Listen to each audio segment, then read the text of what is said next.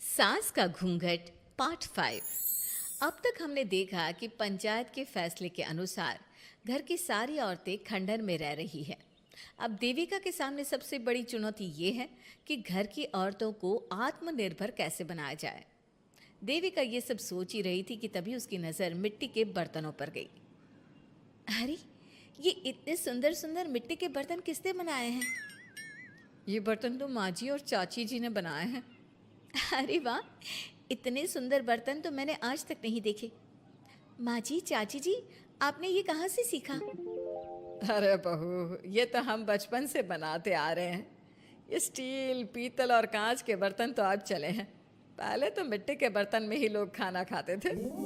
ठीक है, तो हम दोबारा से मिट्टी के बर्तनों में लोगों को खाना खाना सिखाएंगे। वीना दीदी और सुजाता भाभी, आप दोनों बताओ, आप दोनों को क्या क्या आता है?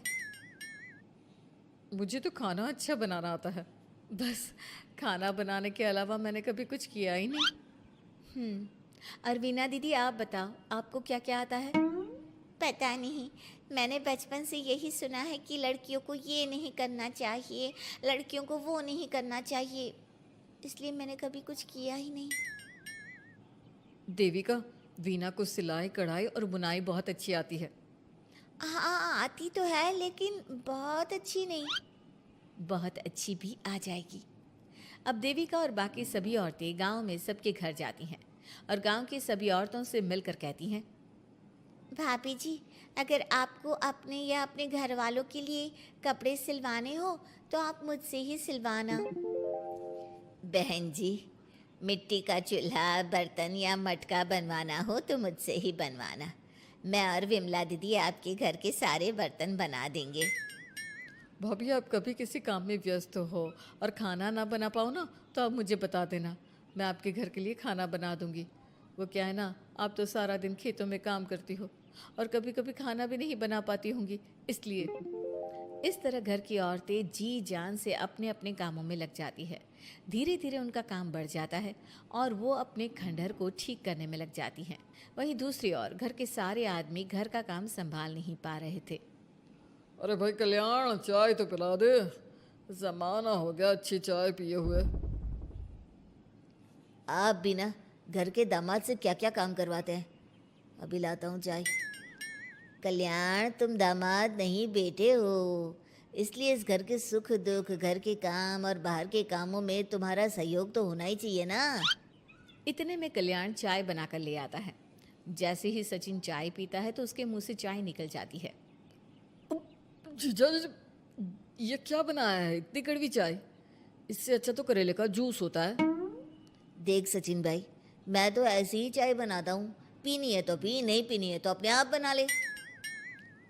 मैं खाना बनाने जा रहा हूँ और अकेला नहीं बना सकता, आप में से कोई मेरी मदद करो।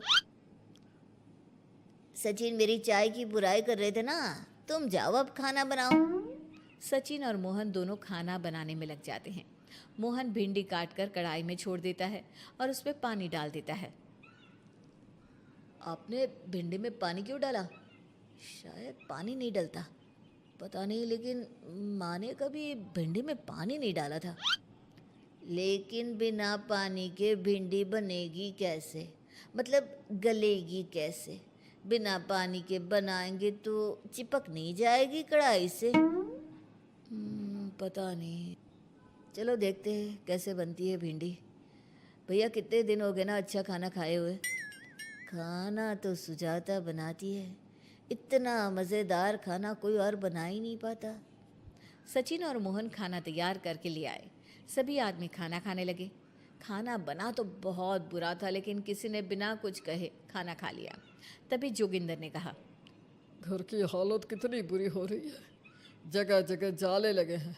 2 दिन से तो किसी ने झाड़ू भी नहीं लगाई घर की। हाँ, और घर में गंदे कपड़ों के ढेर लगे हैं। मेरे पास तो ये आखिरी कुर्ता ही बचा है पहनने के लिए। कल्याण, मोहन, तुम किसी नौकर को रख लो ना। हमने एक दो लोगों से बात की थी नौकर के लिए, लेकिन कोई घर में काम करने के लिए तैयार ही नहीं है।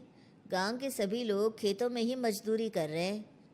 घर के सभी आदमी घर के काम में लगे रहते हैं, तो वो अपने खेतों पर भी ध्यान नहीं दे पाते और उन्हें हर महीने आर्थिक रूप से नुकसान उठाना पड़ता है। धीरे धीरे उनके घर की हालत खराब होने लगती है। एक दिन कल्याण सबसे कहता है, घर को तो औरत ही संभाल सकती है, हमारे बस का नहीं है घर संभालना। हमें किसी तरह से उस सब को वापस इस घर में लाना ही होगा।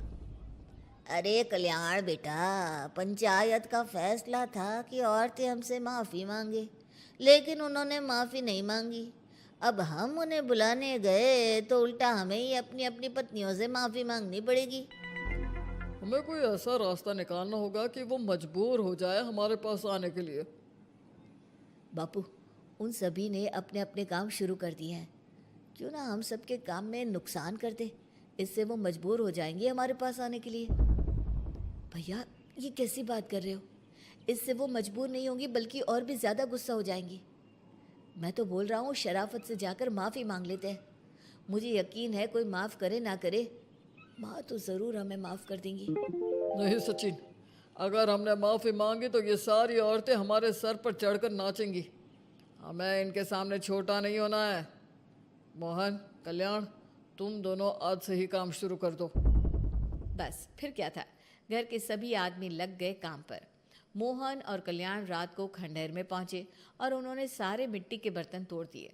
उसके बाद वीना ने जो कपड़े तैयार करके रखे थे वो सारे कपड़े उन्होंने फाड़ दिए। सुबह जब घर की औरतों ने ये सब देखा तो परेशान हो गई। अरे, ये सारे बर्तन किसने तोड़ दिए? माँ, किसी ने मेरे सिले हुए कपड़े ही फाड़ दिए। ये हरकत कौन कर सकता है? और कौन करेगा भाभी, ये सब उन आदमियों की हरकत है। जब किसी तरह से हमें झुका नहीं पाए तो हमारे काम बिगाड़कर हमें परेशान कर रहे हैं। सभी औरतें दुगनी तेजी से काम में लग गई। उन्होंने दिन रात मेहनत की और उस खंडहर को महल की तरह बना दिया। उनके काम की तारीफ सुनकर दूर दूर के गांव से लोग आने लगे और उनसे अपना काम करवाने लगे। एक दिन सभी औरतें बैठकर खाना खा रही थी, तभी विमला ने देविका से कहा, देविका, हम कभी सोच भी नहीं सकते थे कि हम अपनी मेहनत से अपने लिए इतना बड़ा और इतना अच्छा घर बना लेंगे। देविका बहू, आज हमें इस बात का एहसास हो रहा है कि हम तो सिर्फ सांस ले रहे थे, जीना तो हमें तुमने सिखाया है। मुझे तो अब भी यकीन नहीं हो रहा कि मेरे पति की पहचान के अलावा भी मेरी कोई पहचान है।